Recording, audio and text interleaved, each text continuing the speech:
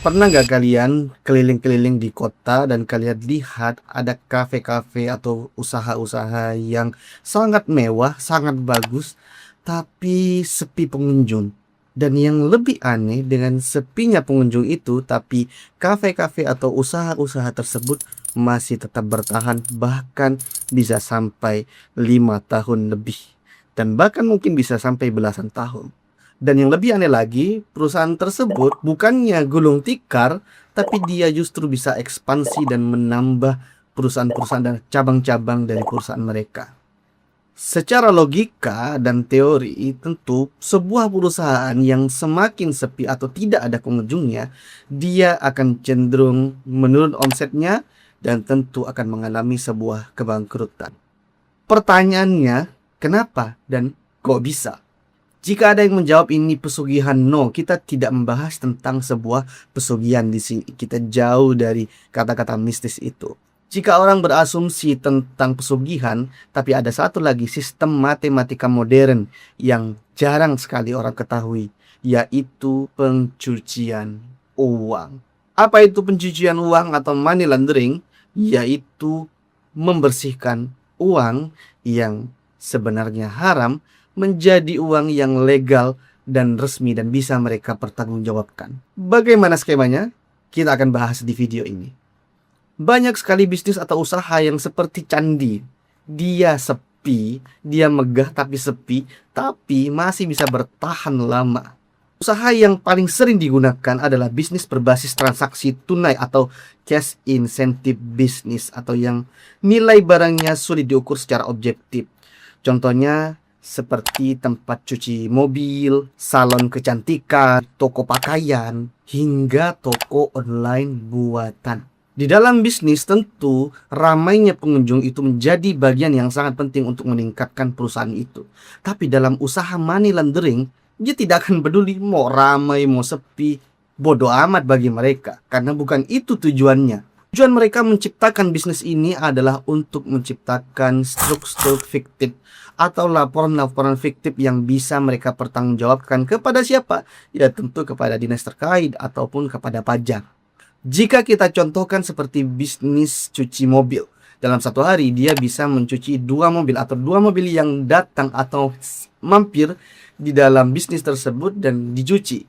Namun di laporan yang mereka sampaikan, mereka menyampaikan bisa 100 atau mungkin 200 mobil yang cuci di tempat tersebut. Padahal sebenarnya tidak ada. Lalu bagaimana caranya? Dalam dunia kriminologi finansial tentu ada 3 penjelasan mengenai hal ini. Yuk kita bahas satu demi satu. Poin 1 ada placement. Jadi ada bisnis yang ilegal seperti narkoboy, judai, juga ada koruptor. Mereka punya uang yang banyak tapi bingung. Tidak mungkin uang yang banyak itu tiba-tiba dimasukkan ke dalam kas bank. Tentu akan menjadi pertanyaan dan diaudit. Uang yang didapatkan dari bisnis ilegal itu dimasukkan kepada perusahaan yang didirikan secara legal dan dimasukkan satu persatu atau hari per hari, sehingga uangnya terakumulasi dan terlapor dengan jelas. Maka jika ini sukses, tentu akan menjadi sebuah kenikmatan bagi mereka yang melakukan bisnis ilegal dan tidak tercatat sebagai kriminal. Dalam tanda kutip, mereka aman karena tidak ketahuan.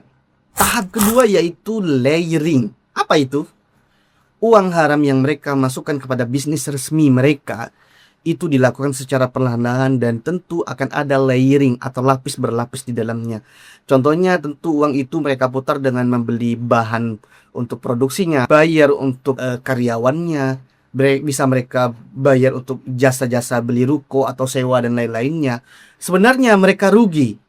Dalam hal ini mereka rugi. Namun mereka akan melakukan kerugian itu karena pemasukannya akan lebih besar daripada kerugiannya. Contoh, mereka punya uang haram 10 miliar, mereka rugi 2 miliar, tapi 8 miliarnya masuk kantong secara resmi. Simpelnya begitu. Layering ini, lapis berlapis ini akan berputar menjadi bisnis resmi dan tentu akan membuat mereka kaya dan orang tidak sadar. Tahap terakhir adalah integration, yaitu pembauran. Apa itu? Uang yang dimasukkan dalam bisnis resmi itu atau bisnis fiktif itu akan dia bagi kepada rekeningnya sebagai dividen. Dan tentu itu akan menjadi keuntungan yang resmi yang bisa mereka dapatkan. Dan kini uang haram tersebut menjadi uang yang legal dan resmi di dalam negara itu sendiri atau di dalam rekeningnya. Dan setelah itu dia bebas untuk membeli supercar, mobil mewah, rumah yang mewah, liburan atau flexing. Dan itulah tujuan yang mereka lakukan dari cara-cara itu. Pertanyaannya, kenapa ini begitu masif dan sulit sekali untuk diberantas? Pertama, karena secara kasat mata mereka adalah pahlawan ekonomi lokal. Mereka menyewa ruko, mempekerjakan warga lokal, dan membayar pajak daerah. Penegakan hukum membutuhkan bukti audit pembukuan mendalam dan transaksi forensik untuk membuktikan bahwa pelanggan mereka benar-benar tidak ada. Kedua, eranya bergeser. Orang bisa saja melakukan transaksi itu menggunakan bisnis online. Seperti apa? Pencucian uang tidak hanya lewat ruko fisik, tapi juga lewat e-commerce. Membuat toko online fiktif, memesan barang-barang sendiri dengan akun-akun bodong, lalu mengirimkan paket kosong. Hasil penjualan diklaim sebagai keuntungan bisnis online yang sukses.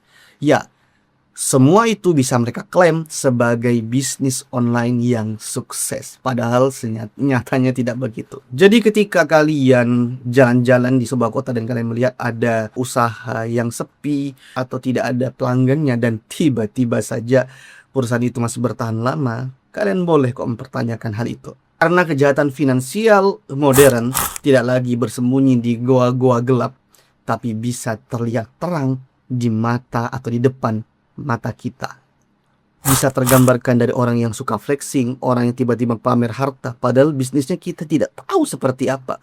Bisnis apa yang mereka lakukan sehingga membuat mereka bisa sekaya itu. Pernahkah kalian melihat bisnis candi di sekitar kalian seperti itu?